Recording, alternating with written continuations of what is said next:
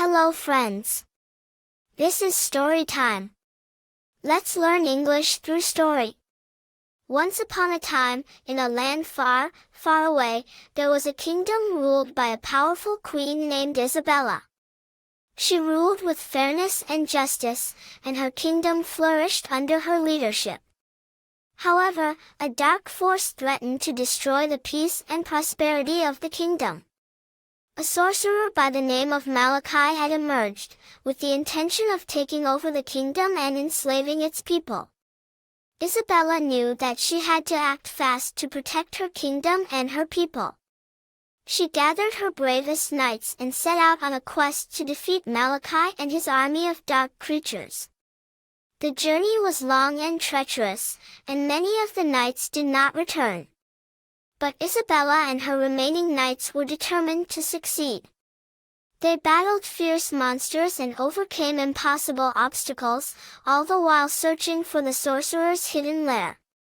Finally, they arrived at the entrance of a dark and foreboding cave, deep in the heart of a mountain. They knew that this was where Malachi was hiding, and they prepared for their final battle. The battle was fierce and intense, with magic and swords flying in every direction. But in the end, Isabella and her knights emerged victorious. They had defeated Malachi and his army and saved the kingdom. Isabella was hailed as a hero and her kingdom returned to its former glory. She ruled for many more years, and her reign was remembered as a golden age of peace and prosperity. But Isabella's quest for peace and prosperity did not end there. She knew that the threat of dark forces was always looming, and so she established a group of elite warriors, known as the Dragon Riders, to protect the kingdom and maintain peace in the land.